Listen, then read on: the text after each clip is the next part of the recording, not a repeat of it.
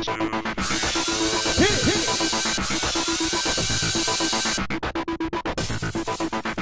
everybody, welcome to another recap of American Idol. The auditions are continuing, and this week they're in LA.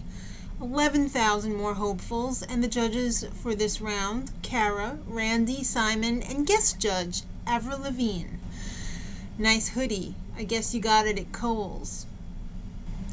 Alright, so they started off with this geek nerd guy who's got like an IQ of 168. And I was a little confused because it seems as if he got a haircut in between the video package and the actual audition. But that didn't stop him from being very, very greasy. I don't know what was up with that. I don't think it was sweat. It was very greasy. And his name was Neil Goldstein, and he forgot the words. I guess when you have 168 IQ, it doesn't guarantee you not forgetting the words. Alright, so he couldn't take no for an answer, though. He emphatically said, "I'm not going anywhere, except Hollywood." And they gave him a choice. He could be escorted out, or he could leave on his own free will. And of course he went the wrong way. He did decide to go out on his own, but it was just pathetic. Jim Ranger was up next. He is a daddy, and he is a pastor. He tried to rock out an original song, and that's not always easy to do. But the judges loved it because he must be from the Church of Rock and Roll. I don't know, he really didn't do it for me, but it was a yes. Jayson Wilson up next. He's a high singer-screamer. He was the first of a trio of no's. Second was Chang, a William Hung wannabe. And the third of that trio was Martin Perez, a.k.a. Fonzie.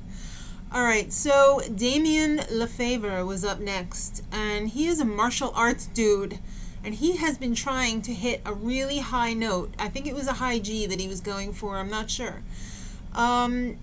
He does like to make pepperoni sandwiches, though, which is a good thing because that's his job. He's also got a touch of the crazies, so you know what that means. It's a no.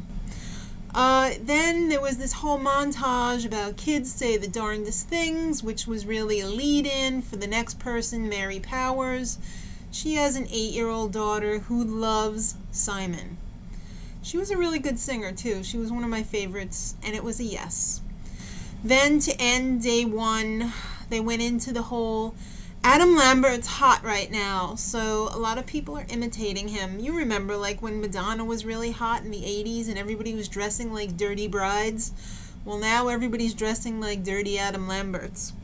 And the chief Adam Lambert wannabe is AJ Mendoza.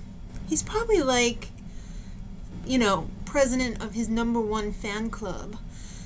And unfortunately, he's no Adam, so it was a no. Alright, day 2. Avril Lavigne's not there. She probably had to go sacrifice something to the devil. Katy Perry shows up, and she's kind of pissed the entire day. I guess she gets kind of crabby when Russell Brand's not around. She was especially miffed by the other judges arriving by helicopter. I bet she was thinking, where's my helicopter? So, first up was Fullmer.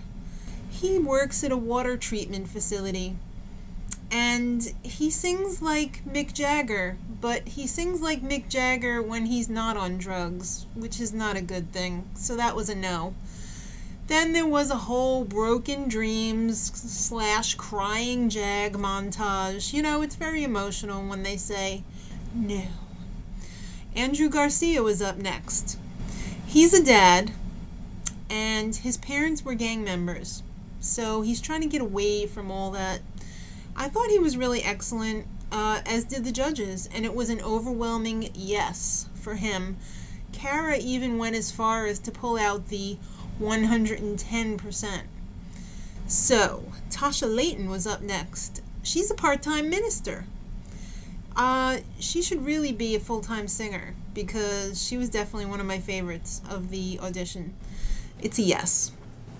And by the way, Andrew Garcia, well, we said he was 110% yes. Jayson Greene up next, a.k.a. Mr. Creepy. He sang that dirty song, When I Think About You, I Touch Myself. And now Katy feels dirty, but so does he. It's a no. And Simon's probably going to need a restraining order because he was definitely hitting on Simon. But he must be some kind of a slut because when he went out into the holding room, he also gave Ryan his phone number, who very quickly passed it off to a very large dude. Ryan, do you think that was a good idea? I'm sure he just doesn't give out his phone number to everyone. What if that was a private number? Unlisted. Alright, I suspected this, but it was confirmed that Katy Perry really did not like Cara. They did not get along whatsoever. She even threatened to throw her Coke in Cara's face.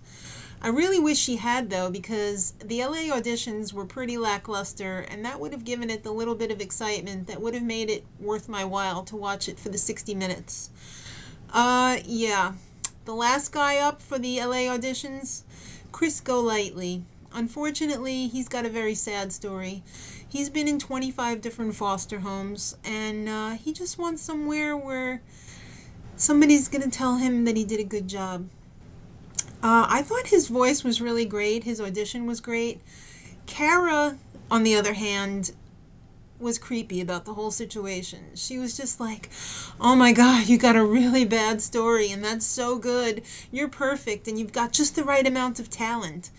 It was really weird. So he got 2 small Ys, 1 big Y from Cara, and a no from Simon. That equals a yes for Hollywood. So him and 22 others from LA made it just down the road to Hollywood. So tomorrow night at the auditions, they're going to be in Dallas. Neil Patrick Harris is going to be there, along with Barney. Are they together? I don't know. We'll have to tune in and find out. Till tomorrow, much love.